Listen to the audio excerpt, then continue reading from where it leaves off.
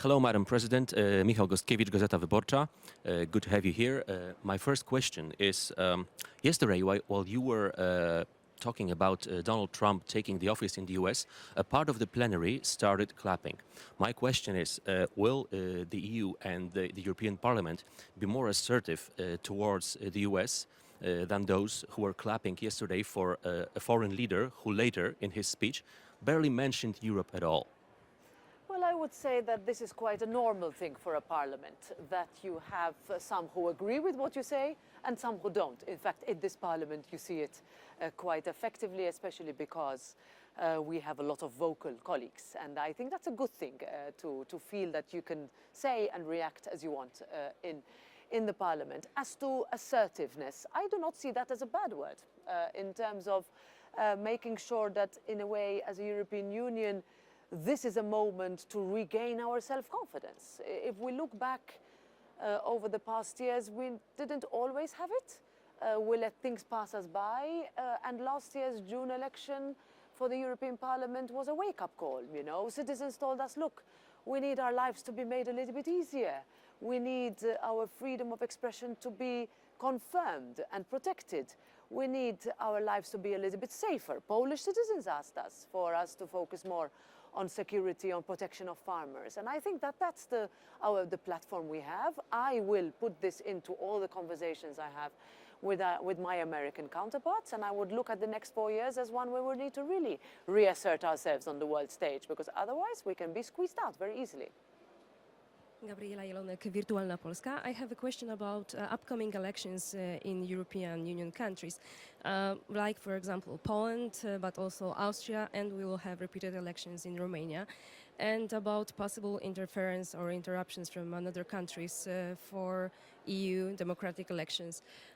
We have several acts, like AI Act and laws in the European Union, but how European Parliament or EU institutions are planning to enforce big platforms to and make sure that European law is taken into account, especially if we are talking about young voters, which are really influenced by social media. Yeah, I think this is a discussion in all parliaments. We, as you just mentioned, a number of legislative instruments.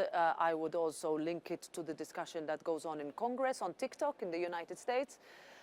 We have two rules, and those rules we created not only for to make sure that you can have social media platform where you have the liberty to express your thoughts, but rules also mean that if they are broken, then you need to enforce them. And we have the legislative framework in case that happens. We saw what took place in Romania, but we also look at what happened in Moldova a few weeks ago, where there was a significant state interference in support of what is essentially anti-European, anti-state, anti-authority governments in terms of looking at protection of precisely these freedoms I just mentioned. So it's a delicate balance. What I don't want is to give the impression that in Europe you don't have the freedom to say what you want. There are rules, you have to abide by them, but I do not want to go down that slippery slope of putting that into question. If we do that, our citizens will turn to other platforms to talk to and speak in. And that worries me. You know, I'm a mother of young children. They are on social media. I want to make sure that at least those partners that are running that content have the framework which allows that content to be safe, even if you don't agree with what is said. That is something that is a fine line. Tools have to be used, but they do not have to be abused. Otherwise, we will lose the argument and our citizens. Thank you, President Metsola. Piotr Kaczyński from Onet. I have a question to you about enlargement. Enlargement to the EU, what comes to your mind first? One country? 20 years ago, 10 countries, including yours and mine, that joined. So past enlargement. All right, so moving to the future enlargement. We have a number of countries that are candidate countries right now. What do you foresee, more of a big bang enlargement or case-by-case scenario? Is there a time horizon that we can say that, let's say, elections 2029 is when we should welcome a new country? What is the message over here? And who is the front runner? So first, as a reflection, in the past decade, we have lost more members than gained. And that's something that we have to self-reflect. I sit around the table with the countries that have for many years, including some countries that have been on the table since Poland applied for the European Union, that are still waiting. I do not think that the European Union can afford to continue to keep these waiting without any promise. You know, campaigns in enlargement countries are fought, won or lost on the basis of a dream, which is EU membership. We need to recognize that.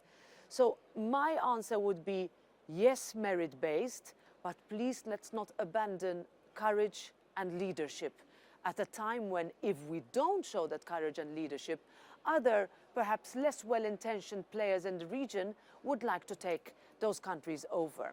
I look at all the countries with a similar eye. I am impressed with the progress that Ukraine has shown.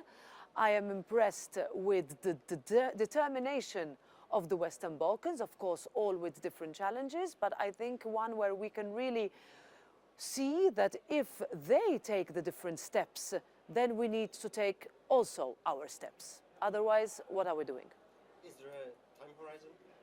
I would say step by step, chapter by chapter, but let's not forget those chapters when it's time to take the crunch decisions. Madam President, the second question is about security. The Polish presidency is focusing on security for the next 6 months. A large part of European security depended on the United States. And yesterday we heard nothing about European security from the new president. As a matter of fact, we didn't hear anything about Russia and anything about Ukraine. In what perspective does it put the new presidency and the EU for the next few months? Well, first of all, it was clearly a speech that was aimed at a domestic audience, and one would understand that when you have an inauguration of a new administration where you will need to lay down what has happened and what has been promised in the campaign. That's a fact, and we need to keep that in mind. I think the European Union is in a different place than it was in 2016. Where there were big question marks as to defense expenditure, where were we going, what were we going to do, as opposed to today, where we are entering the fourth winter of a war on our continent, not on any other continent. I refer specifically to NATO countries with the Russian invasion illegally of Ukraine. So I would think that let's enter discussions, let's be prepared for any scenario, but let's also be self-confident in pushing back against anything that is not correct, but in realizing that if something could be improved, then let's improve it. I think we are running out of time, so I think Quickly, it will be quickly. the last question. What are your expectations from the Polish presidency in Council of the European Union? Except security, of course, we know it's the main word for this presidency. Maybe something should be highlighted or done in next 6 months? Well, first of all, I would use the word leadership. It is important that Poland shows the leadership in these very crucial 6 months. We are expecting significant proposals from the European Commission, whether on competitiveness, whether on security, whether on simplification. 3 words that sound simple but are not, but are important, which means that we need the European Union to become more competitive. We cannot be squeezed out by China or the United States, frankly. 2, we need the European Union to be more secure, especially those countries whose borders need to be strengthened or where there is lack of reliability on your neighbors. Thirdly, we need to make lives of our citizens, companies, farmers, industry simpler.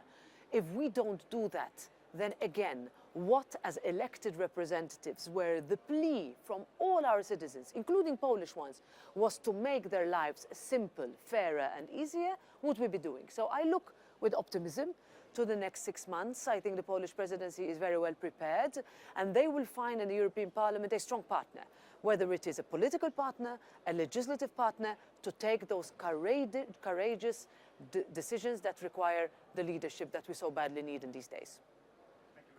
Thank you so much.